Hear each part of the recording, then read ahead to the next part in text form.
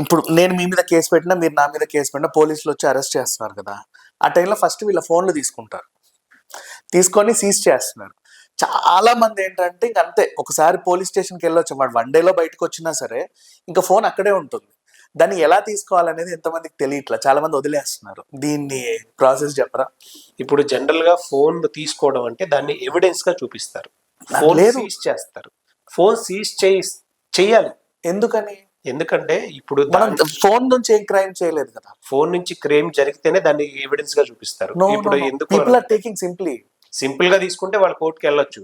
No one have right, వాళ్ళకి ఎలాంటి right లేదు అసలు. ఇప్పుడు కూడా కానిస్టేబుల్ వచ్చి నన్ను పట్టుకున్నా ఫస్ట్ తీసుకునేది నా ఫోనే తీసుకుంటున్నారు. అది అక్కడ జనరల్ గా జరుగుతూ ఉన్నాయి చాలా చోట్ల.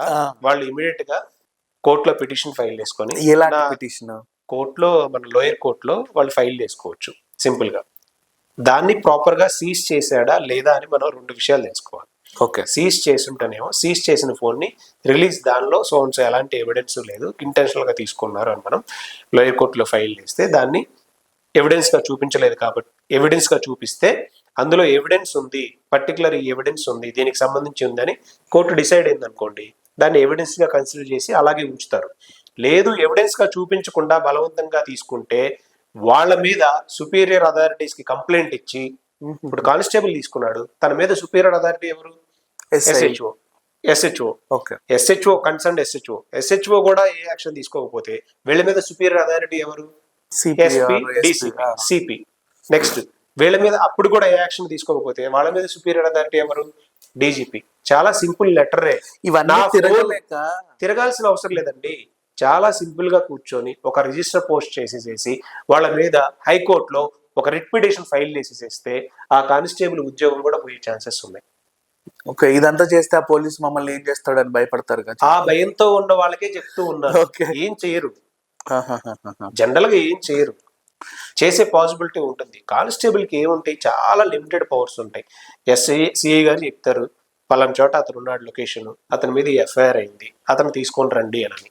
అతను తీసుకొని వచ్చే ప్రాసెస్ లో ఫోన్ తీసుకున్నా గానీ మళ్ళీ వాళ్ళు హ్యాండ్ ఓవర్ చేయాలి ఇమీడియట్. ఇప్పుడు ఆ పిటిషన్ అడ్వకేట్ తోనే వేయించుకోవాలి. డెఫినెట్. ఇప్పుడు అడ్వకేట్ కు 10,000, అటు వెళ్ళడానికి ఒక 5-6 వేలు, దీని వల్ల ఫోన్ పోతే పోనీలే అనుకునే వాళ్ళు ఉంటారు.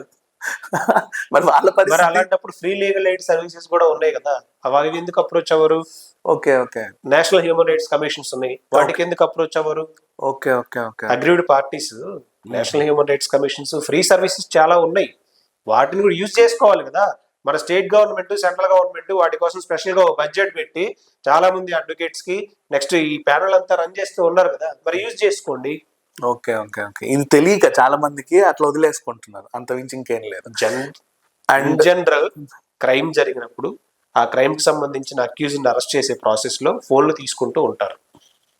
ఆ ఫోన్ల ద్వారా లొకేషన్ స్టేట్ చేసి ఇప్పుడు తీసుకొని వెళ్ళేప్పుడు కూడా గ్యాంగ్స్టరే ఉన్నాడు, ఫోన్ లాక్కోపోతే ఒక ఫోన్ సింపుల్ గా కాల్ చేసినాడంటే వచ్చే పోలీసులు కూడా ఆపేసేసి దాడి చేస్తారు. కానీ పోలీస్ స్టేషన్ కి వచ్చిన తర్వాత దాన్ని ప్రాపర్ గా సీజ్ నీ ఫోన్ ఎందుకు సీజ్ చేస్తున్నారో కూడా నోటీస్ ఇచ్చి దాన్ని కోర్టుకు పెట్టాల్సిన బాధ్యత వాళ్ళ మీద ఉంటుంది. అలా పెట్టలేదంటే ఈ గ్యాంగ్స్టర్ కూడా